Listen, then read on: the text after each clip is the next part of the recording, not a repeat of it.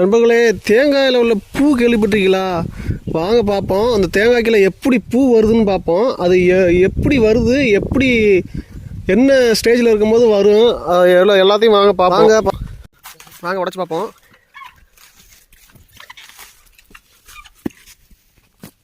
பாருங்க, மேலே முளைச்சிருக்கு. உங்கள் ஊரில் இதை என்ன சொல்லுங்க, கமெண்ட்ல சொல்லுங்க. வாங்க உடச்சி பார்ப்போம். கொஞ்சம் தள்ளி வந்து பிடிங்க, அப்போ தான் இது எல்லாம் தெரியும்.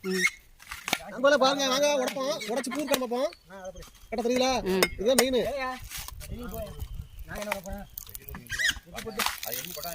பாருங்க, சூப்பரா இருக்கு முட்டை.